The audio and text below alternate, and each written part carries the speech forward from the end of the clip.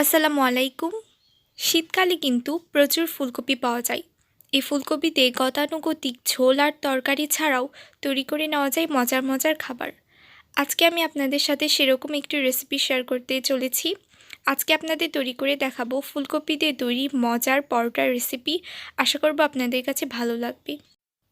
পরোটা তৈরি করার জন্য আমি একটা বাটিতে 1 কাপের মতো ময়দা নিয়ে নিচ্ছি, হাফ চা চামচের মতো লবণ, 1 টেবিল চামচের মতো চিনি এবং 1 টেবিল চামচের মতো ঘি দিয়ে দিচ্ছি। আপনারা চাইলে ঘির পরিবর্তে সয়াবিন তেল ব্যবহার করতে পারেন।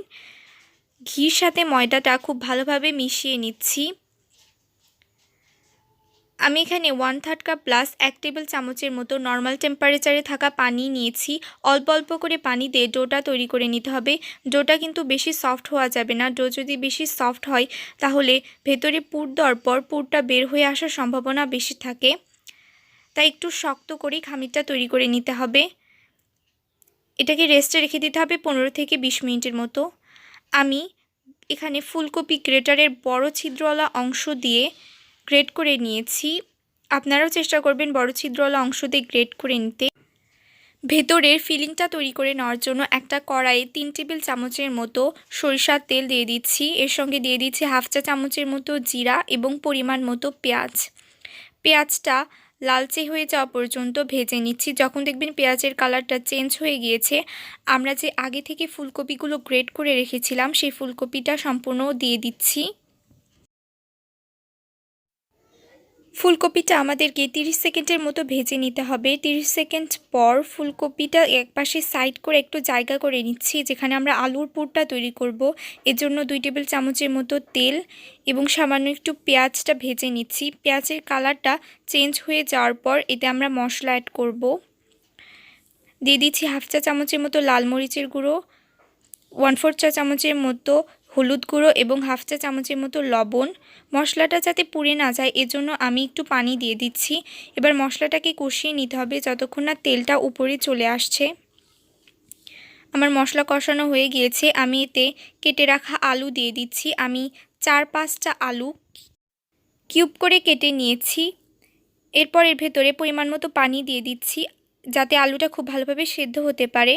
আলুটা সেদ্ধ হয়ে যাওয়া পর্যন্ত অপেক্ষা করছি। যখন দেখবেন আলুটা সেদ্ধ হয়ে গিয়েছে, ফুলকপির সাথে একে মিক্সড করে নিচ্ছি। আপনারা চাইলে আগে থেকে সেদ্ধ করে নেওয়া আলু ব্যবহার করতে পারেন অথবা আলুটা আগে ভেজে নিয়ে পরে ফুলকপি অ্যাড করতে পারেন, তবে এভাবে করলে কাজটা দ্রুত হয়ে যায়। আমার পুরটা রেডি।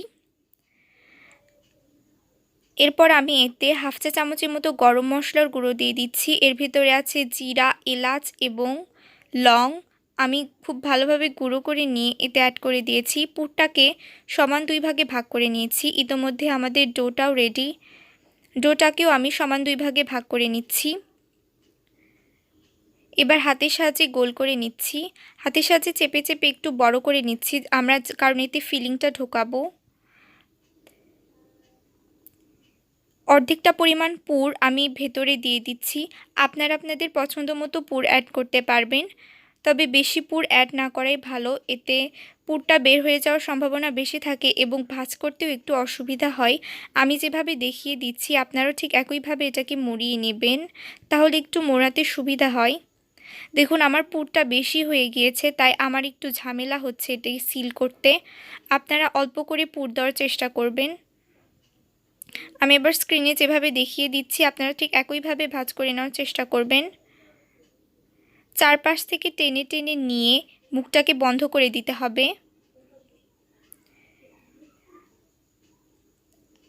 আমি বেলার জন্য ময়দা ব্যবহার করছি। তেল দিয়ে কিন্তু হবে না, ময়দা দিয়ে কিন্তু বেলতে হবে।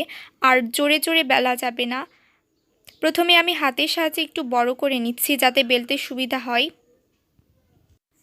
এরপর বেলনের সাহায্যে আস্তে আস্তে হালকা হাতে বেলে নিচ্ছি। যেই সাইডে দেখবেন একটু বেশি মোটা সেই সাইডে বেলে নেবেন। আর এক পাশে বেশিক্ষণ বেলতে যাবেন না, এক পাশ কিছুক্ষণ বেলে উল্টিয়ে নিয়ে আবার অন্য পাশে বেলে নেবেন।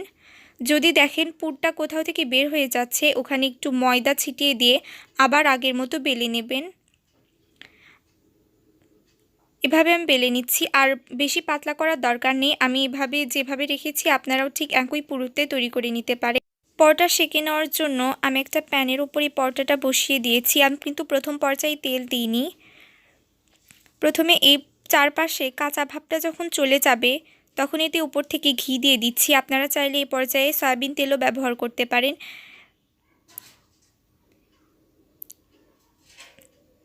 আর এই পরোটা একটু বেশিক্ষণ সময় ধরে ভেজে নিতে হবে আর কালারটা গাঢ় করে নিতে হবে, তাহলে কিন্তু পরোটাটা খেতে মজা লাগে। এভাবে আমি ভেজে নিচ্ছি দুটাই। আমার পরোটাটা তৈরি হয়ে গিয়েছে, আমি একটু আপনাদের কেটে দেখিয়ে দিচ্ছি। পরোটাটা খেতে কিন্তু অসম্ভব মজা হয়, আপনারা বাসায় একবার হলেও ট্রাই করে দেখবেন। সো আজকে এখানেই বিদায় নিচ্ছি। সবাই ভালো থাকবেন, সুস্থ থাকবেন। আল্লাহ হাফেজ।